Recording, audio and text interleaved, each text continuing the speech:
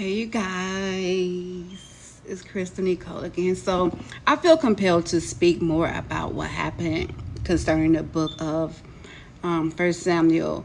So, I spoke about David and Nabal and about Abigail, but I need to talk a little bit more about Saul and how he was the king and how he lost his position as king, which caused David to even gain it. So let's get into 1 Samuel chapter 15. The thing is, Saul was the first king. He was ordained by Samuel, who was the priest, and Saul was great initially. There was a certain point where Samuel told David that God wants you to go and utterly destroy the Amalekites and kill everything. Women, children, flock, nothing survives. So he went to war to utterly destroy the Amalekites. But when he got there, he decided to spare the king and take him back as a hostage. And he also kept all the good stuff. He kept all the good spoil, the good animals, the good sheep, the good goats, all the stuff that was worth something, that was valuable. He kept it. He didn't kill it. He didn't complete the mission. He killed everything but the king and kept all the good stuff. And in his mind, he said, well, you know what? We can use these sheep to sacrifice to God, and we can sacrifice these ox to God. So we're going to do God a favor and keep everything. But in reality, you kept everything because you wanted to keep that stuff. You had a problem with destroying what you thought was good because it was a valuable thing. Those sheep and those oxen that were in good health, they were of use and value to the Israelites, but they kept it as if they were doing God a favor. But really, you kept it because you want to keep it. God's instruction was utterly destroy everything. And in God's eyes, even their good was bad. It was spoiled. Even their good stuff was cursed. He cursed it all. So the Amalekites were just evil people. They were killing babies and women and children. They were doing all the things that God had judged them for. So when God said to go destroy them and their women and their children and their livestock, it's because that was their judgment, because that's what they were doing to people. They were just straight evil. But Saul got there and did everything but everything he was told to do. In God's eyes, that was considered disobedient, because you got there, you fought, you won the war, but you spared Agag, their king, and you spared all the oxen, all the good sheep, and all the things that they can see them benefit from. Or why would you keep the king except for bragging rights? Why would you keep the king except for dominance? Just to say, yeah, look what I got y'all king. That was a whole prideful thing.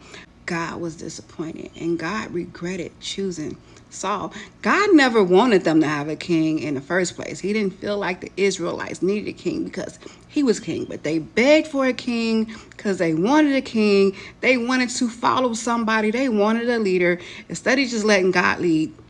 So he gave the people what they asked for, which he never wanted to give them a king, but he did it because they asked for it. They wanted to be like the other nations. And then the king that he gave them is a flawed man, because people are flawed. Therefore, you're going to experience something because you just want to follow somebody.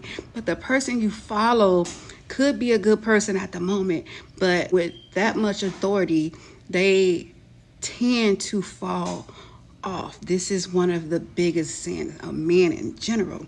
So Saul did just that. It was considered disobedience. Even though he went to war, even though he destroyed the Amalekites, he did not utterly destroy it. He kept their spoil. He kept their king. And it was considered disobedient. Therefore, God demoted him as king. This is what Samuel says to Saul. He said, when you were little in your own eyes? Were you not head of the tribe of Israel? And did not the Lord anoint you king over Israel? Now the Lord sent you on a mission and said, go and utterly destroy the sinners, the Amalekites, and fight against them until they are consumed. Why then did you not obey the voice of the Lord? Why did you swoop down on the spoil and do evil in the sight of the Lord? Why? You've been wanting this for years. You was raised to be this king. You've been saying you're this king. When you get in the position as king, you don't do as a king does. You drop the ball. This is something you've been praying for and asking for and being prepared for since you were a kid, since you were young and you were excited about it. But now that you're in that role and in that position and God gave you the position, you dropped the ball. You did such a bad thing. You were not a leader. You were not a king, and you didn't obey. Saul is like, but I brought this stuff back because we can sacrifice this stuff to the Lord and we can use these oxen. And don't the Lord like sacrifices? Doesn't he enjoy burnt offerings? Samuel says, do the Lord love burnt offerings more than obedience? Do you think that he's more concerned about you burning the offering to him than you doing what he told you to do? And he says, behold, to obey is better than sacrifice. I don't care about those sacrifices. I care about you doing what I told you to do. And then he said, and to heed is better than a fat of rams. For rebellion is of the sin of witchcraft, and stubbornness is as iniquity and idolatry. Because you rejected the word of the Lord, he has also rejected you as being king.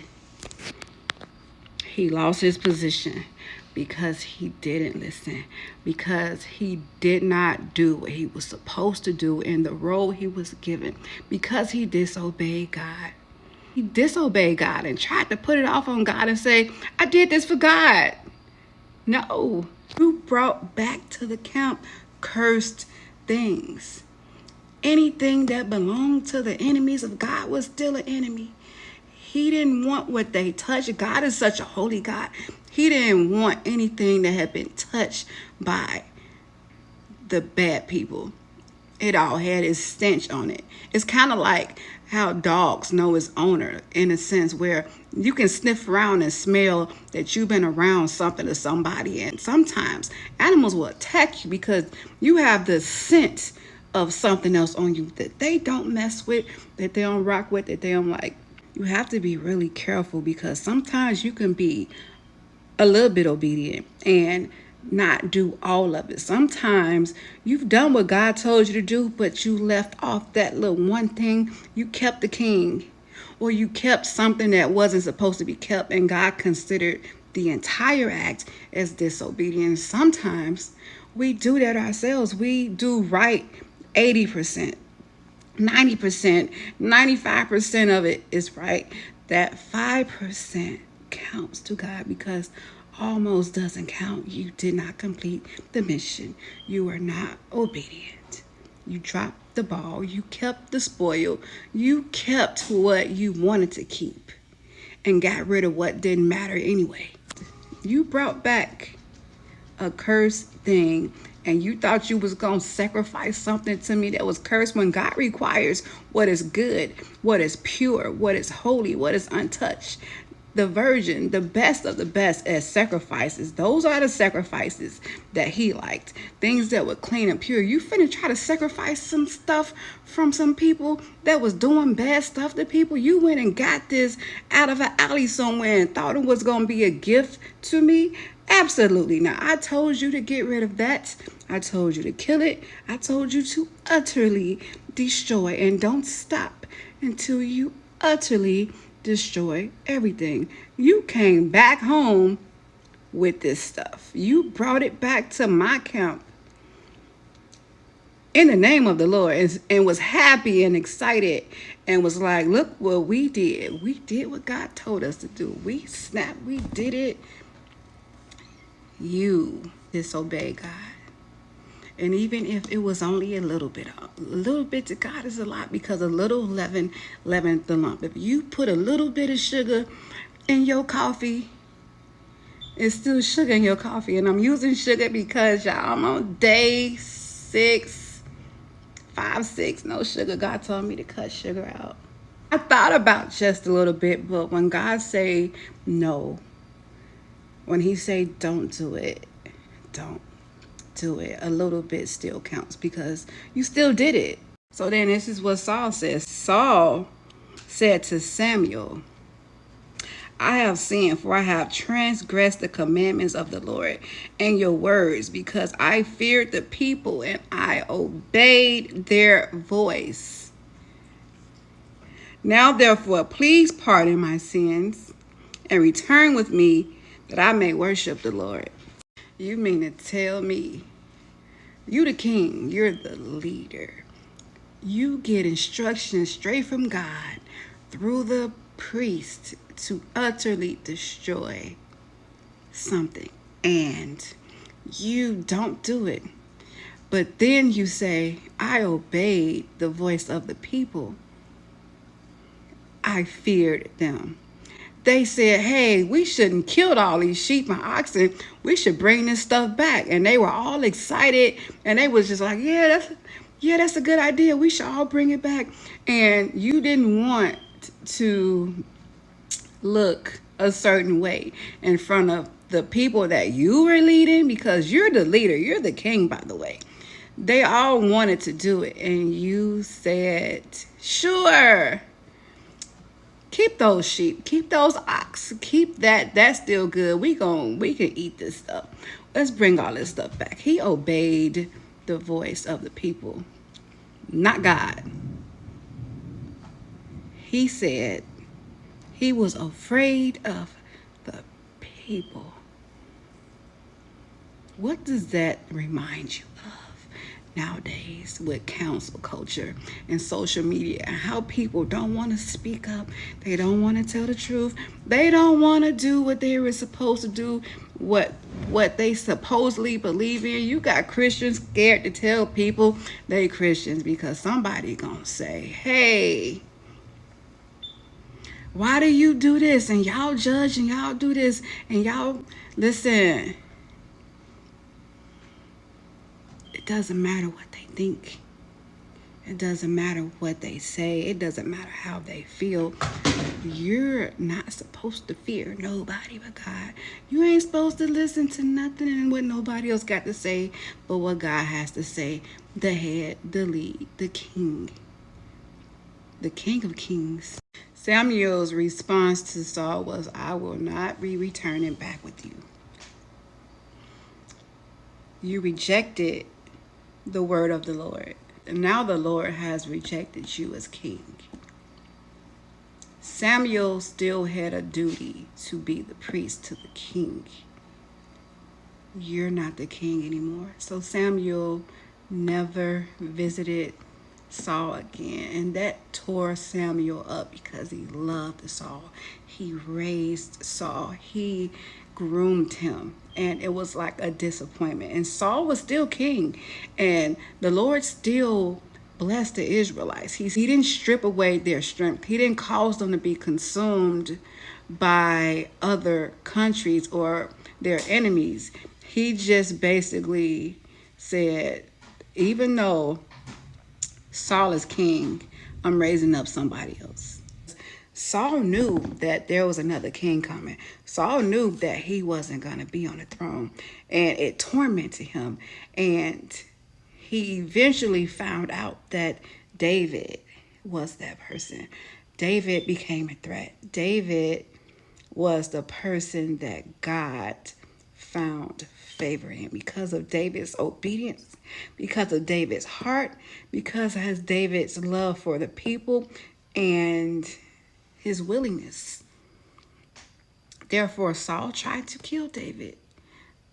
David was helping Saul, sparing Saul, fighting these wars, and gaining power and momentum, and the people loved him. And the more David did, the more Saul saw God's favor on David's life, and more jealous he became of David.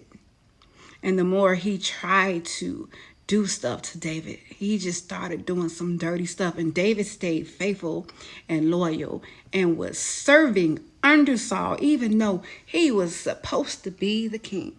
But when you're in a role like king, like the leader of something, too much is given, much is required. So when you seek positions of authority and leadership, God requires you to really do what you're supposed to do and be integral and obedient. And you're supposed to go to God for those instructions. And if you don't do it, then you're not worthy of that position. And he would strip it from you, and he would raise up someone else for it. And the fastest way to lose some stuff that's great and amazing in a leadership position is to mishandle it and to be disobedient and to do wrong about it, to get in that role and fumble the bag. Disobedience and rebellion is equal to witchcraft in God's eyes, and being stubborn is equivalent to idolatry, is serving another God. You're really serving self. Because if I told you to do something and you just refuse to do it and you know better, who are you serving? Pride, ego, self, you? Then you're idolizing you. You're idolizing that thing. So if you battle with rebellion and just being hard-headed and stubborn, it's great to correct it. Just correct it. You got to fight against it, because in God's eyes, these were the things that caused a king to lose his position. And God said, I regret making Saul king. So Samuel told the people, bring me King Agag. Samuel took a knife and chopped the king up. The king thought he escaped death. And Samuel had to finish what Saul didn't complete, because God had instructions. That man had to die. In fact, I'm going to read what Samuel said to him. He said, as your sword has made women childless, so shall your mother be childless among women. And Samuel hacked Agag in pieces before the Lord. He chopped him up. He said, you made other people childless by the sword. Therefore, your sin has caused this judgment, and you're going to go out the same way. Basically, he reaped what he sowed. He lived by the sword. He died by the sword. And he said, your mama is finna be childless. I thought that was like, sheesh. Sheesh. Samuel had to complete it because God gave instructions, utterly destroy. And then Samuel went about his way, and he left Saul alone forever.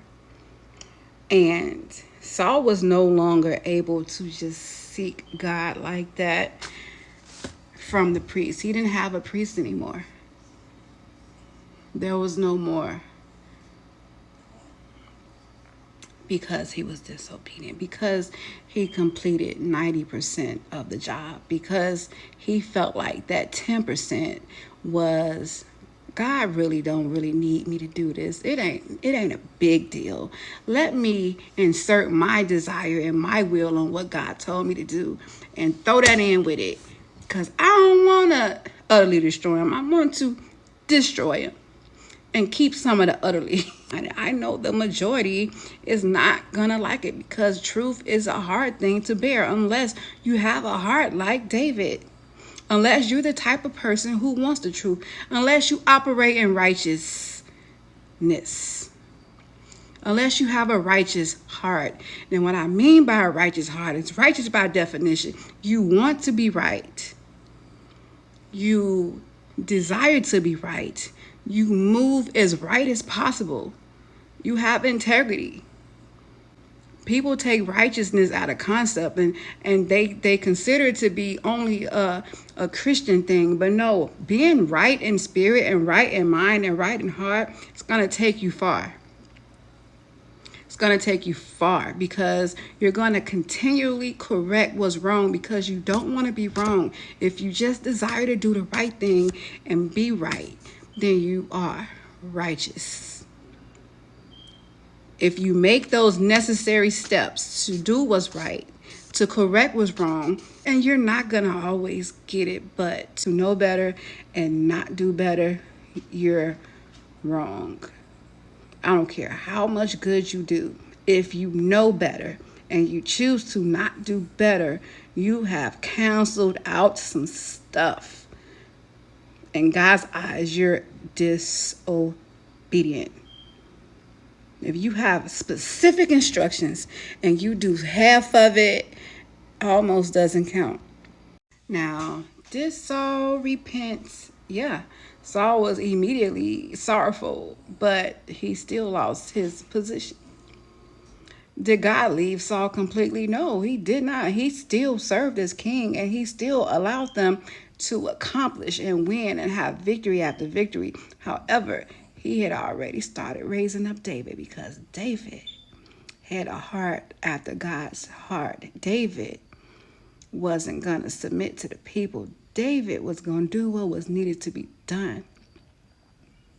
And David wasn't perfect. David did some stuff. David did a lot of stuff. He did some bad things, but he kept going back and repenting.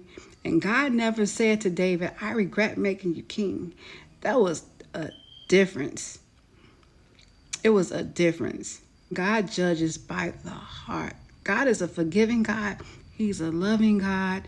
But the heart posture between David and Saul was significantly different. And God saw Saul's heart. And he saw how Saul was going to do. And it proved in time because the way Saul started treating David, because David did love God and David was better and David was the one God chose after him, Saul became so vile and was just trying to kill this man, and David had done nothing wrong. But you think God saw that in him and judged it? His heart had changed over time in leadership. Did he start out that way? No. God chose him to be king. But sometimes you can start out good and have the right intentions and the right heart, and then you grow and you get wealth, and then you get followers, and then you get people watching you, and you get fans, and your heart changes for the worse. And then what happens is God has to strip that from you because you mishandled it, because you obey the voice of the people now, not God. And that was the sin of Saul. That was the thing that cost Saul everything. That is why David won the position. That is why he was raised up to replace somebody that God chose. God chose him and then he unchose him. That's a whole message in that. I wholeheartedly believe and feel that as people grow in character, and you take the time out and you do the work and you seek God and you pray and you keep God first, and then you grow in character, and then you start to grow in image, and you gain influence, and you gain followers, and you gain people that's showing up because they like something about you. And then these people that like something about you doesn't like correction. They want to be told that they stuff stink. They don't want to be told that they're wrong and they're moving dirty. Therefore, if you say it, they cast stones. They They try to counsel you. They throw rocks. They insult you. They report your page. They do all these things. So sometimes people grow into these positions and they stop doing it. They stop correcting. They stop revealing the truth. They stop saying, hey, that ain't right, sis. Hey, that's bogus. Hey, you shouldn't do this, because they don't want to lose those and those fans and those followers, and the people are going to say something and they're going to attack, and they're afraid of the attack of people who has no power or authority or a heaven or a hell to put you in. And when you start moving scared because people aren't going to like what you say and what you do, when you start trying to please the people, you're no longer operating in the position that God put you in. He gave you influence, not to follow. You're a leader, not a follower. Therefore, God has to step in, and there are a lot of people that are taking falls because they started out good and they started moving well, but then it ended wrong and they're losing their position. So I pray that as I grow in God, that I never get the big head and I never care and consider what people has to say. As long as I'm teaching right and I'm telling the truth, then God is my fan. All I need is one. Don't care who sees it, who has a problem with it. Because it cost Saul the whole kingdom, his position. Ain't nobody worth it. You spent all your years growing up to be a king and being groomed just to lose it over some cows and some oxen and a king that was killing kids and killing women and killing children because the people was like, let's keep him as a trophy. Absolutely not. That's the dumbest dumb. That's the stupidest stupid. It ain't worth it. It wasn't worth it. And he had to find out the hard way. If you are an influencer of any kind and you really believe in God and the Bible and the scriptures, but you secretly do, and you secretly hide this because the people don't want to hear it, then you are committing the same sin as Saul. It's disobedient. It's sacrificing something instead of being obedient. It's being stiff-necked and serving something else. It's stubbornness because you just refuse to tell the truth and speak truth because people not gonna like it. But there's one or two people that will hear it and that will take that correction. And sometimes that one person out of 5,000 that listens is the whole point of what you were sent to do. Maybe you were called to that one person, not the 5,000. You ain't called to everybody. Everybody isn't his. Everyone won't listen. Everyone won't believe. But those who you are called to, you have a purpose and an assignment, and you're supposed to speak what God have you to speak and do what you were supposed to do and give what you're supposed to give and do it in truth and do it in love and do it to the completion of its whole entirely 100%, because 99.5 won't do. And you know what else? And I just heard it. You have to give an account for what you do and who you lead the right way. And you also have to give an account one day for leading people the wrong way. You have to. There's going to come a time where you have to face God for yourself. You ain't got to listen. You ain't got to believe it. You ain't got to be like, oh, I'm on my page. I'm going to say what I want to say, do what I want to do, and talk what I want to talk on my page. I'm not concerned about who doesn't like it. But if you're in position, make sure that you don't leave God out of everything. He really should be in everything. But you have to